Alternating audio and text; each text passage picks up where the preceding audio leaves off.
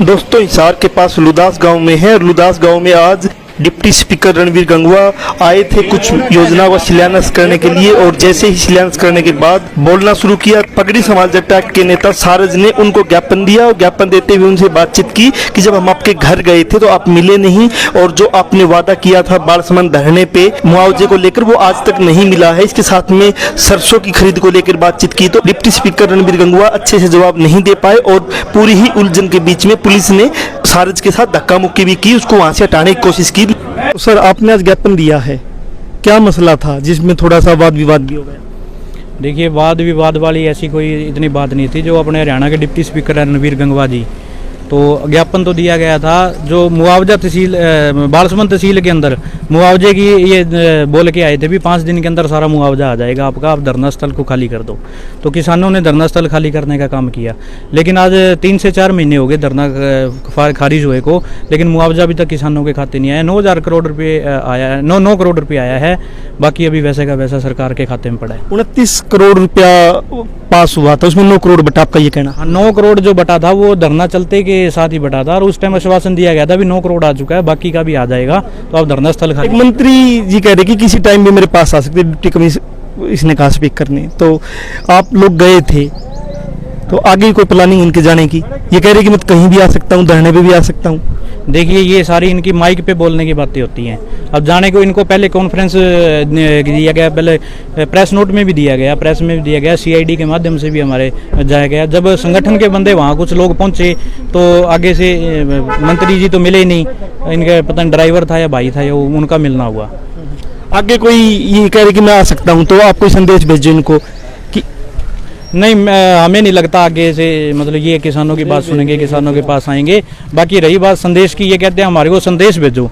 जब आप वोट मांगने जाते हो कोई इनको संदेश भेजता है? अगर आज आपके हल्के का किसान धरने पे बैठा है तो वहाँ आप खुद पहुँचने का काम करो भी, आपकी क्या परेशानी है, आपको क्या दिक्कत, आप क्यों धरने पे बैठे हो? जब वोटें लेनी होती है उस टाइम कोई इनको संदेश भेजता, हाथ जोड़ते आते हैं। फिर मुख्य मुद्दे क्या है जो ज्ञापन में आपने आज आपने दिए? देखिए, मुख्य मुद्दा ये है जो संगठन पगड़ी समाल जट्टा किसान संघर्ष समिति हरियाणा का हिसार लघु सचिवालय का आगे पक्का मोर्चा चल रहा है, तो उसकी मुख्य मांगे हमारी ये है जो 20-21 का तो फसल मुआवजा है वो दो, और 23 की जो सरसों की खरीद नहीं हो रही उस चीज़ का, और 40,000 बीमा जो रिवर्ट कर दिए गए हैं। किसान ने प्रीमियम दे रखा है, अपनी फसल का प्रीमियम कटवा रखा है, अगर फसल खराब हो जाए तो उसका क्लेम मिलना चाहिए। अब क्लेम देने की बारी आई तो उन्होंने उनके प्रीमियम की जो राशि है वो सारी किसानों के खाते में रिवर्ट कर दी। अब ये सरासर रिलायंस कंपनी का ये गुंडा राज है, तानाशाही राज हो रखी है इस चीज़। अरे किसान की भी समस्या, आप वहाँ धरने में बैठे हैं, कोई आप संदेश देना चाहो? वो आपके घर पे गए थे, आप मिले नहीं, क्या आप बाहर हो सकते हो कि उनको उनसे कोई बातचीत का कोई एक डायलॉग खुले? देखिए, हम किसानों से बातचीत करने के लिए हमेशा तैयार रहते हैं। पहले भी कई बार बात की है, रेस्ट हाउस के अंदर भी बात की है। किसानों को मसला कोई मुआवजे का आया था उसको भी सोल्व करवाने का काम किया, और आगे भी अगर कोई भी बात होगी, क्योंकि हम खुद किसान हैं, हमेशा ही 24 घंटे हम तैयार बात करने के लिए तैयार रहते हैं। कोई भी किसान संगठन या कोई भी साथी टेलीफोन करके अगर कोई आएगा तो ज़रूर हम घर पे मिलेंगे।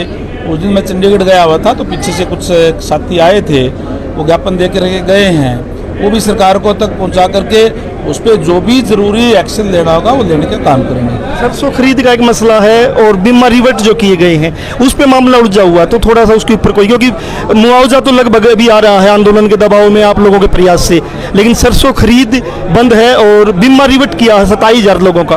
देखिए, हमारी सरकार ने सबसे ज़्यादा MSP देने का काम भी किया है, खरीद करने का भी काम किया है, कई फसलों पर भावांतर भरपाई देने का भी काम किया है, चाहे सूरजमुखी की बात है, चाहे बाजरा की बात है, चाहे सरसों की बात है।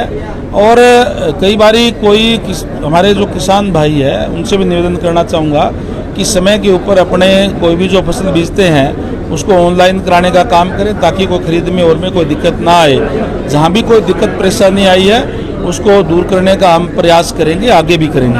आया है वो वही मंत्री के साथ बैठे थे कि 27,000 रुपये मुआवजा आया है बीमे का, तो आपके गाँव का क्या अभी आया है या नहीं आया? लुदास गांव का अभी तक कोई मुआवजा नहीं आया है, क्लेम राशि भी अभी तक खातों में नहीं डली है। वो उनके नुमाइंदे पार्टी वर्कर हैं जो पीछे से बोल रहे थे 27,000 रुपये प्रति एकड़, वो उनको खैर वो इस बात से अज्ञात नहीं है। दानसू गांव का 2500 रुपये एकड़ के हिसाब से आया है और कुछ गांव का 29,500 रुपये एकड़ के हिसाब से है, कुछ गांव का 27 और कुछ गांव का 22,000 रुपये एकड़ के हिसाब से है। अलग अलग खराबे के अनुसार खराबे के हिसाब से परसेंटेज चढ़ाई जाती है। जब गिरदावरी होती है इतने परसेंट खराब है, उस हिसाब से ये मुआवजा राशि जारी की जाती है। लेकिन वो कुछ मान लो बीजेपी के लोग हैं या मंत्री जी के कार्यकर्ता हैं जो पीछे से बोलते हैं इतना आ गया, ऐसी कोई वो नहीं है। लुदास गांव का अभी तक मुआवजा नहीं है।